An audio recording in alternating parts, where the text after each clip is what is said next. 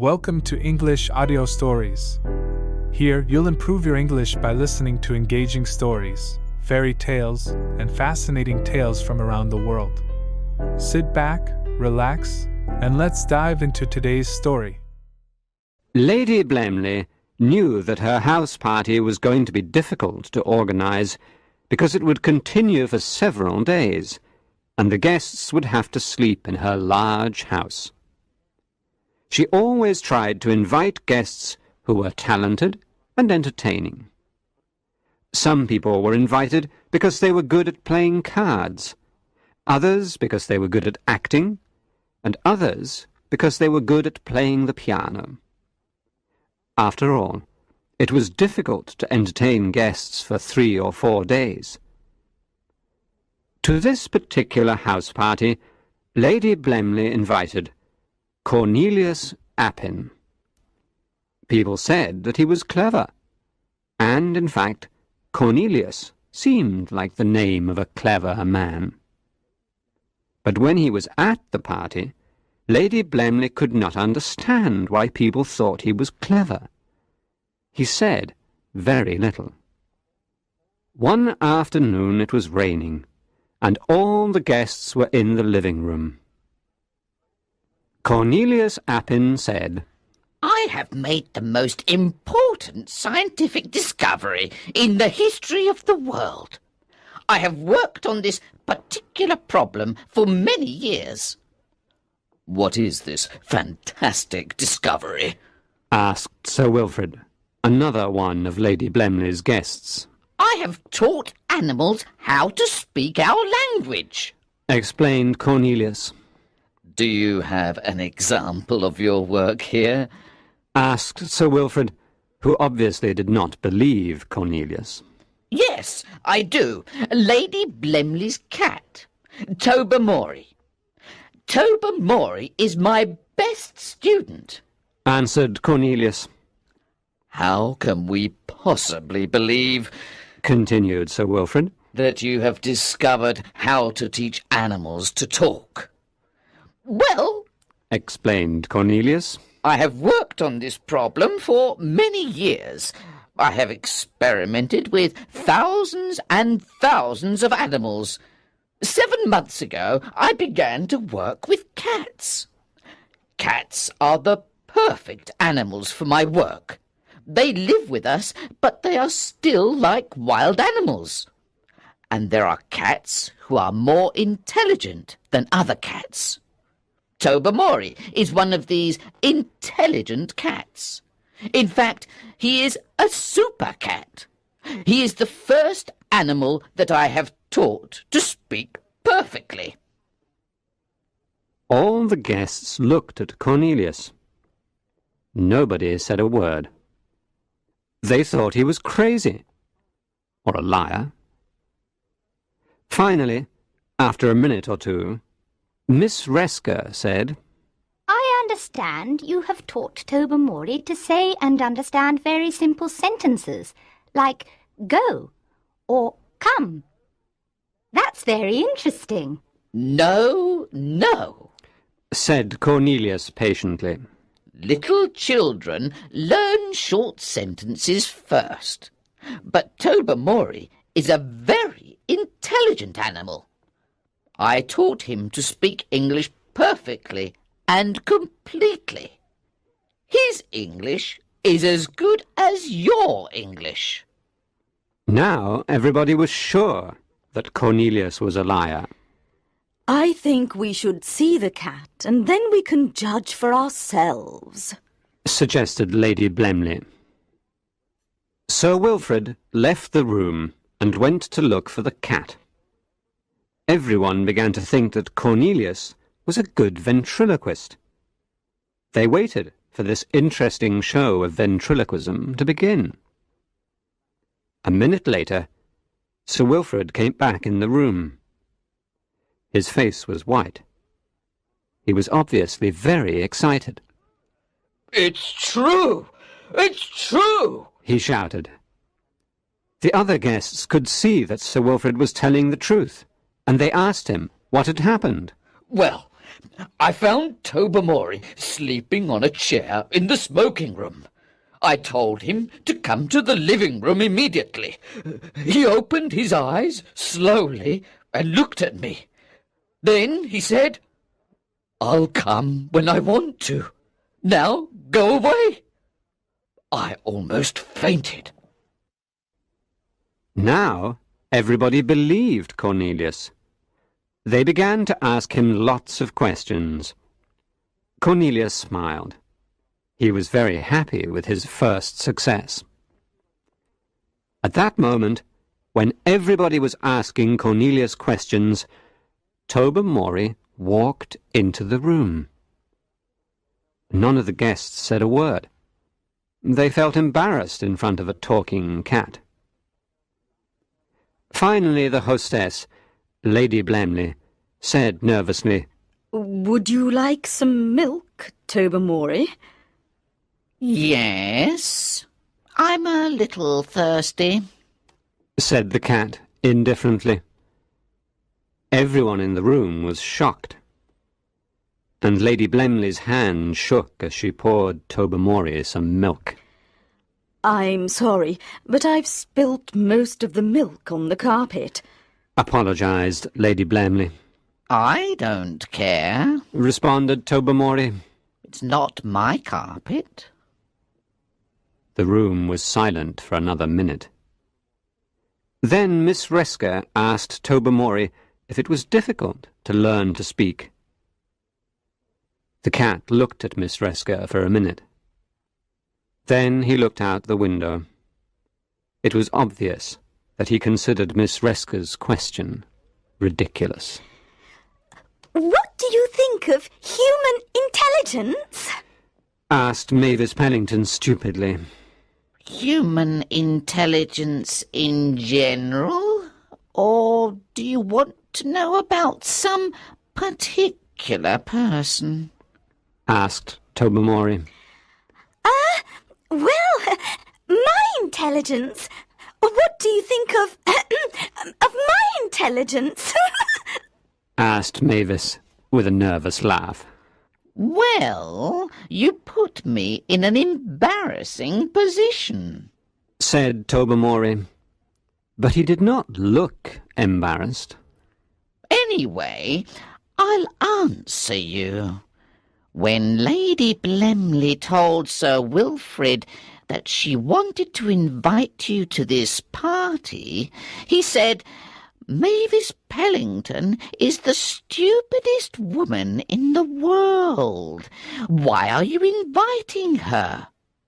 Lady Blemley replied, "Sir Wilfrid, I am inviting her because she is stupid. I have this old car that I want to sell, and Mavis Pellington is the only person stupid enough to buy it."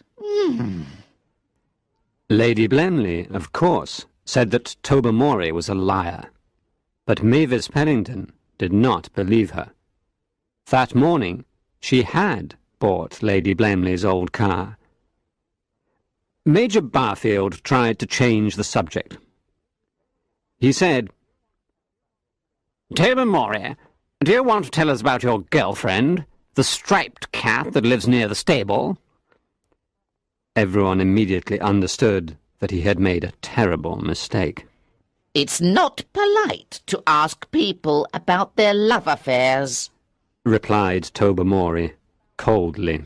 "Do you want me to talk about what I have seen during this party? I'm sure that you wouldn't like that, would you?" There was a moment of general panic. Almost all the guests had some private love affair. They all thought, if Tobermory says what he has seen, I'll be in trouble. Tobermory's dinner was in 2 hours, but Lady Blemley said, Tobermory, why don't you ask the cook if your dinner is ready? "Thanks, responded Tobermory. but I have just had tea. I don't want to die of indigestion." Cats have 9 lives, Tobermory. said Sir Wilfrid, trying to be funny. Possibly, Was the answer. but only 1 liver. Lady Blemley, are you going to permit this cat to talk about us with the servants? Said Mrs. Cornet, another guest. The panic was general.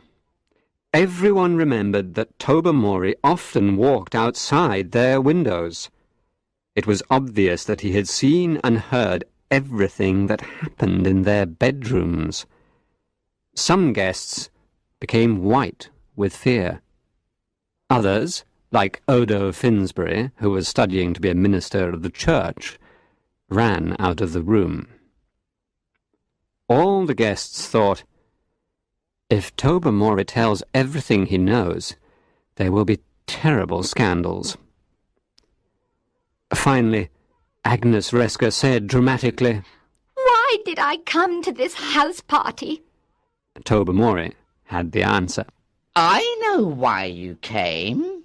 Yesterday you said to Mrs. Cornet that Lady Blemley's parties were very boring, but the food was delicious.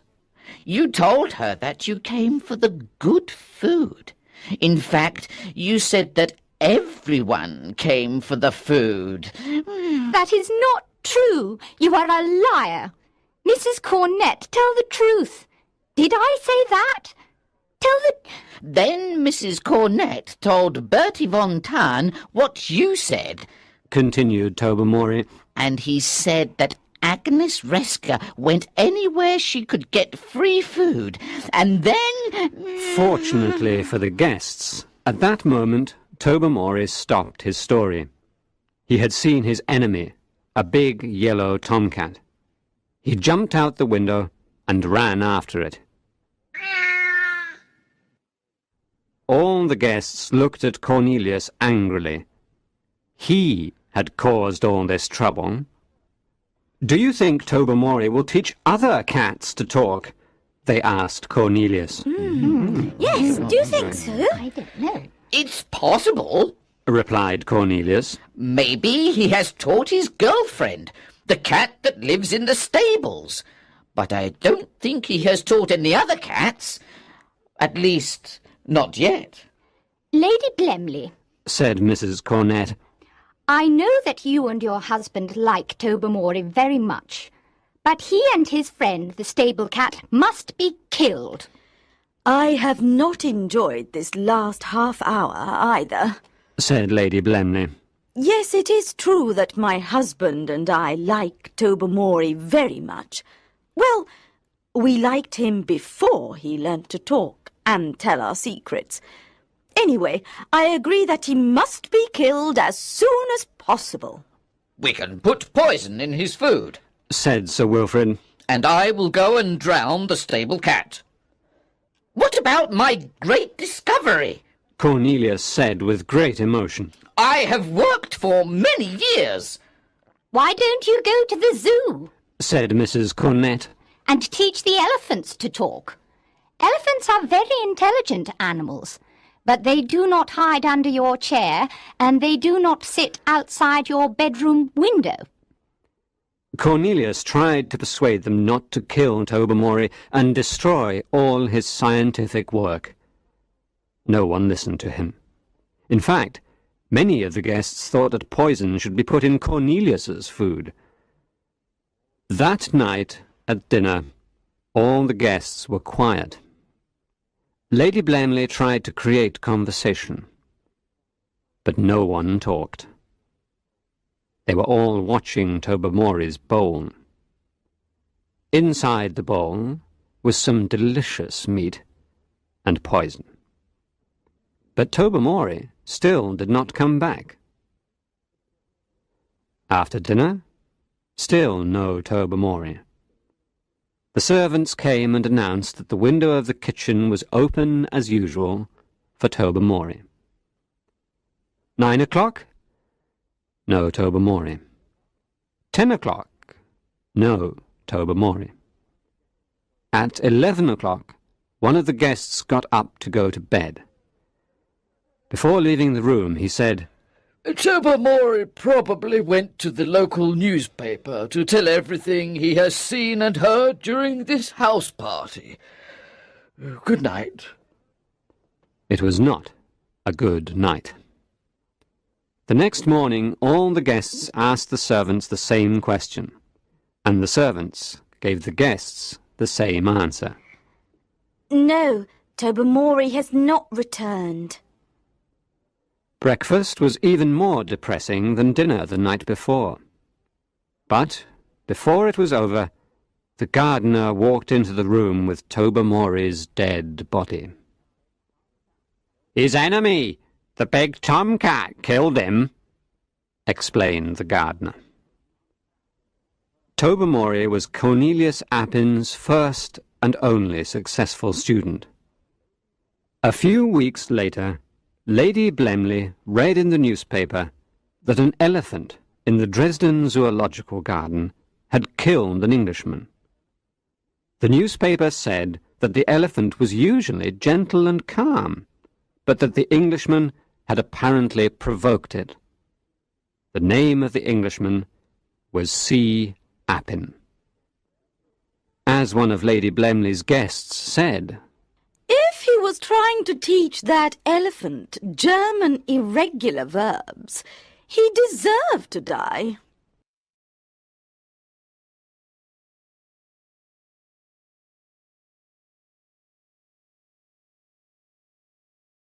Thank you for listening.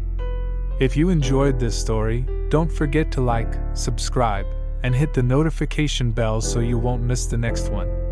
See you in the next story.